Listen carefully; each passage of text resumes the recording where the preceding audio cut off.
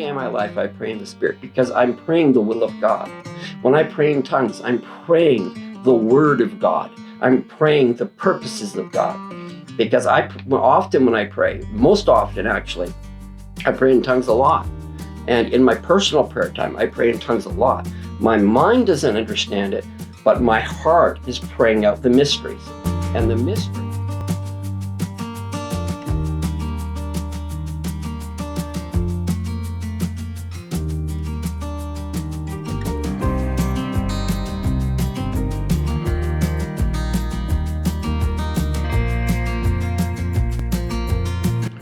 Hello, this is David James, and we are going to pick it up right where we were on the last one.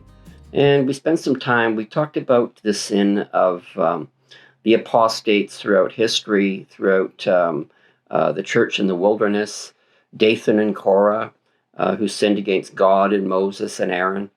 And they thought they could do a better job than Moses. And they said, oh, we saw God too, and he's going to talk to us. And the earth swallowed them up, swallowed up their family, and they were destroyed.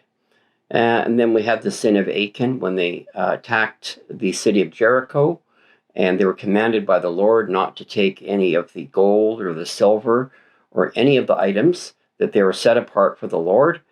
And Achan saw a gold bar, he saw some silver, he saw some clothes that he liked, and he hid them in his tent. And as a result of his disobedience, unbeknownst to the rest of Israel, unbeknownst to Joshua leading everyone, they tried to attack the city of Ai. And they failed miserably. So it's a small city, way smaller than Jericho, and yet 36 of their own men were killed. And this was as a result of sin in the camp, as a result of disobedience of one man. And as a result of that, Israel failed, and many men and heads of families lost their lives. So the punishment, Achan and his whole family, his wife, his children, all his belongings, they were stoned, and a bunch of rocks were piled on top of them, and that was that. That ended that line. All because they allowed just a little bit of sin in, just a little bit of iniquity. Just like the Bible says, a little leaven leavens the whole lump. And the lump is all of us. That's the church. When you allow sin in your church, when you allow sin in your family, this is the result. This is what happens, right? Now, we're going to just keep reading in Jude. We're going to read Jude, and we're going to start, excuse me, we're going to start in verse 12. And this is the Passion Translation. These false teachers are like dangerous hidden reefs at your love feasts, lying in wait to shipwreck the immature. So the immature are those that don't know what God said about it. Let's just, be blunt. If you don't know what God said about it, you're immature. If you don't know what God has already done in that situation in the past, you're immature. So they're like hidden reefs. So just like a ship is merrily going along, it's just minding its own business. It doesn't know the waters, or it would be more careful. And it should have been more careful because it doesn't know the waters. So it's going along, and unbeknownst to them, a few feet below the surface, there's some rock, there's a coral reef, there's all this stuff just under the surface that they're going to run into. So if sin is just under the surface and you don't know it's there, you can run right into it, just like a ship can run into a hidden reef. So it says here that they feast among you without reverence. Okay, well, that's a key. So when you see a lack of reverence, a lack of sanctification, a lack of separation in a person or in a group of people, you know that this isn't someone you want to be connected with. Because a lack of reverence is a sure sign that there's a lack of the fear of the Lord. And the fear of the Lord is a sure sign that you know God. Because when you know him well enough to fear him. And to fear him is to know that I don't want to do anything without his authority. I'm not going to walk any direction in my life without his authority, without knowing what he said about it is what I'm going to do about it. It says here that they are clouds with no rain, swept along by the winds. So clouds with no rain. Now, they looked like they were going to have something in them. So it's like the clouds in the sky, and you say, oh boy, it sure looks like it's going to rain. And then, 3 hours later, it hasn't rained. So, but the clouds are just moved with the wind. When you're moved with the winds of this world, you are swept along and you're pushed. It looks like there's something there, but there's nothing there. It looks like you're holding something valuable. You're holding the rain that the crops need, but there's nothing there.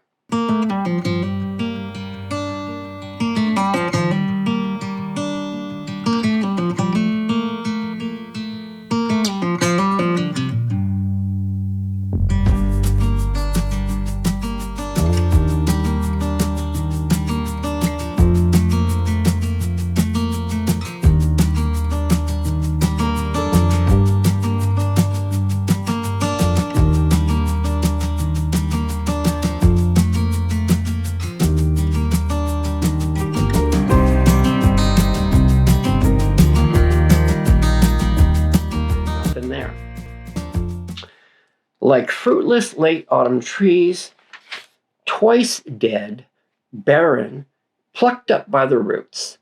They are wild waves of the sea, flinging out the foam of their shame and disgrace. They are misleading, like wandering stars, for whom the complete darkness of eternal gloom has been reserved. So these false teachers are destined for hell. That's what this literally says. Now, Enoch. So Enoch, just so you know, what we know about Enoch, we know very little from the book of Genesis. He's referred to in a couple places. What we know mainly comes out of the first 36 chapters of a historical document called the Book of Enoch, or otherwise known as Enoch 1. And this is a pre-flood document that made it onto the ark. The information is pre-flood that Noah carried forward, and it was dispersed from there. Now, it's not scripture, but it's historical. It doesn't mean it's wrong in every respect. It's still historical.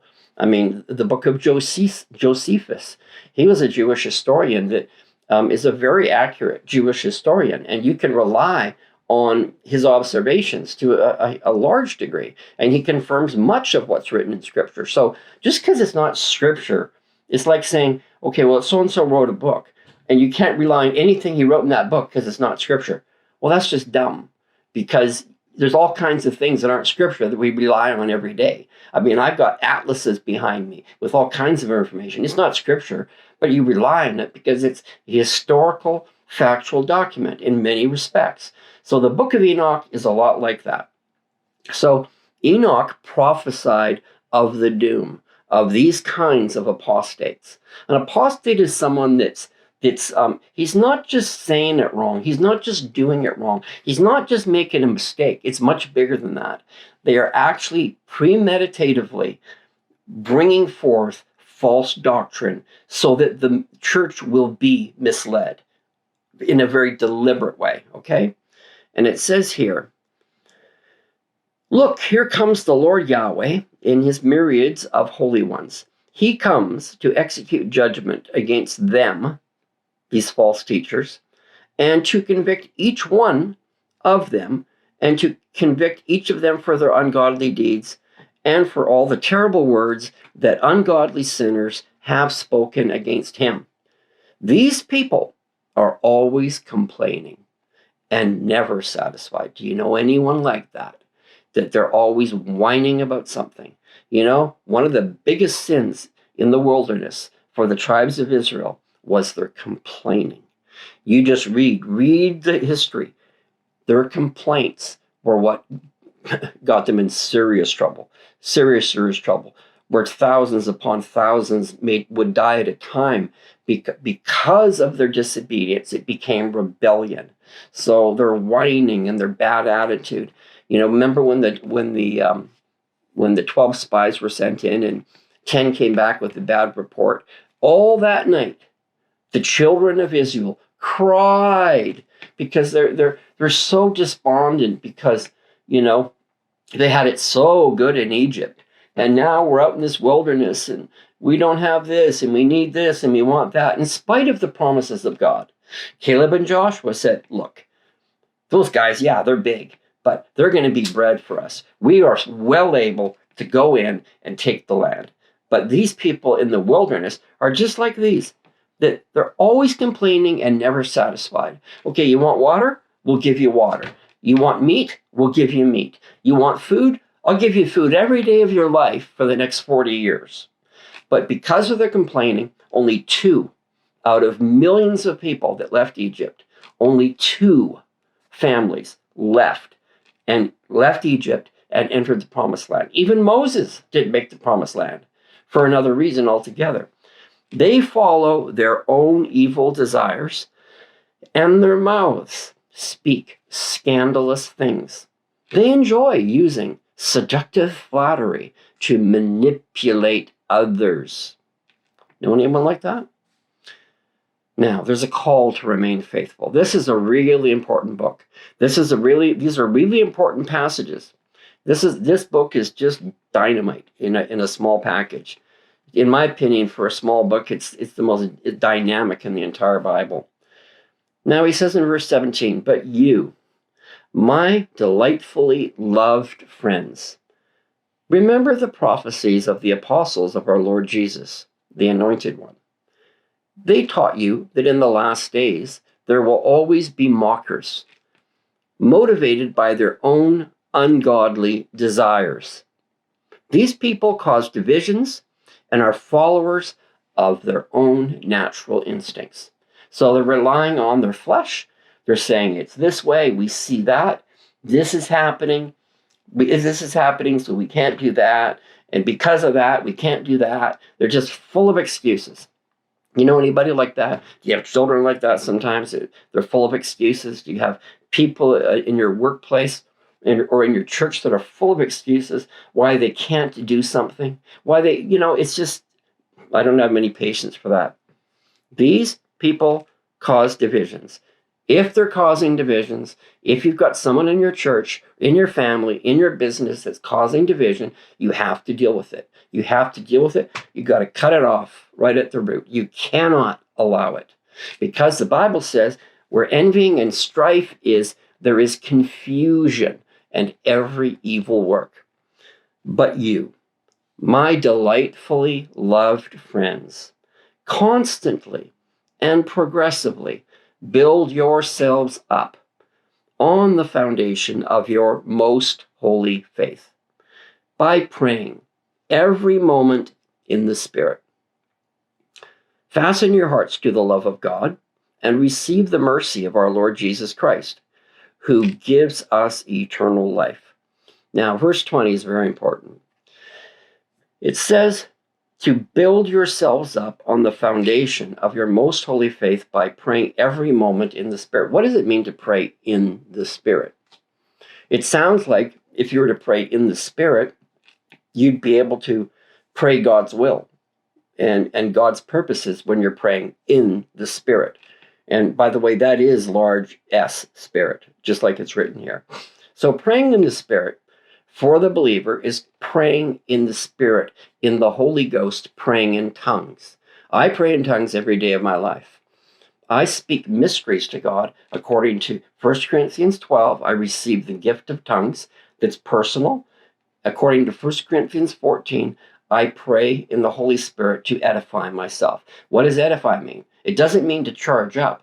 Edify actually means to build up. It means you're building yourselves up. The King James says, building yourselves up on your most holy faith, praying in the Holy Ghost. That's praying in tongues.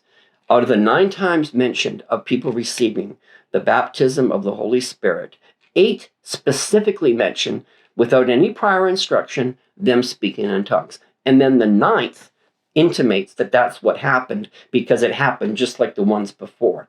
So when you receive not your salvation. Everyone received the gift of the Spirit in salvation, but there is a personal immersion and a full enveloping and download of the Holy Spirit that comes into a believer. It is different than the baptism into the body of Christ. It's very specific. I'm not teaching that specifically here, but I'm telling you, this is how you build yourself up in the Holy Ghost, in your faith, is by praying in the Spirit. Every day of my life, I pray in the Spirit because I'm praying the will of God. When I pray in tongues, I'm praying the word of God. I'm praying the purposes of God. Because when I pray, most often actually, I pray in tongues a lot. And in my personal prayer time, I pray in tongues a lot. My mind doesn't understand it, but my heart is praying out the mysteries. And the mysteries is a language that it's a code language of heaven. And it's based upon your heart speaking to God. It's basically code. It's a code that we speak. It bypasses your brain. It comes out of your spirit, and then you release it out of your mouth. And I've been praying in tongues for 43 years now. And mostly every day of my life, I pray in tongues. And I do that as an act of my will. Just like you, as an act of your will. Get down on your knees and lift your hands or whatever you do to pray. And, I pray in the Spirit because it's the most important thing you can do to stay in God's will, to do what you're told, and to maintain the strength of your faith. Now, let's keep reading. Keep being compassionate in verse 22. To those who still have doubts. Do you still have doubts? Are you listening to me right now, throwing rocks at the screen or shutting me off? Because, you wouldn't hear it if you shut it off, would you? So a lot of people have doubts for things they don't understand. I'm telling you, the same Spirit that saved me in October of 1980 led me into the baptism of the Holy Spirit and immersed me in tongues and in the work of the Spirit in a way that I never had before. And it's continued ever since then. Be merciful over and over to them, but always couple your mercy with the fear of God. What if praying in the Spirit is of God? Do you fear Him enough that just maybe it's real? Just maybe it's right? Because if you start throwing rocks at things, you say this is of the devil, or you say that this is wrong, and you say it's blasphemy, or any other words that a person may use, or they've been told that this is how it is, in spite of their lack of experience. It says here, it's because of your lack of the fear of God. And so we still have to have mercy on those, but you better get in the fear of the Lord, because the fear of the Lord will keep you clean. The fear of the Lord will keep you pure. Now, to the one with enough power to prevent you from stumbling into sin and bring you faultless before His glorious presence to stand before Him with ecstatic delight, to the only God, our Savior, through our Lord Jesus Christ, be endless glory and majesty, great power and authority, from before He created time, now and through all ages, eternity. Amen. So you want to be presented faultless. We all do. We all want to hear, well done, good and faithful servant. Thank you so much for watching. We're going to hit another book. We're going to go back into 1 Peter. We're going to be in 2 Peter. We're going to be in the book of James. We're going to hit all those hard places. So I will see you on the next one. Thank you for watching. I want to encourage you to get one of my free Bible reading plans right now. It's a free download at thrivingintheendtimes.org. There is a 365-day plan. There is a 180-day plan. There is a 90-day plan. And what makes these plans so exclusive is you read from one of 3 different sections of the Bible every day. So you start in Genesis, Psalms, and Matthew. You read through each section to the end of it, and by the time you get to the very end of your section, you're done, and you've read the Bible through in 90 days, you read it through in 180 days, or 365 days. This will make the Word of God and reading it not a dread, not a chore, but something that you're excited to do, where you can get the entirety of God's Word in you right now. You can do it. You can start right today. Get your free download now.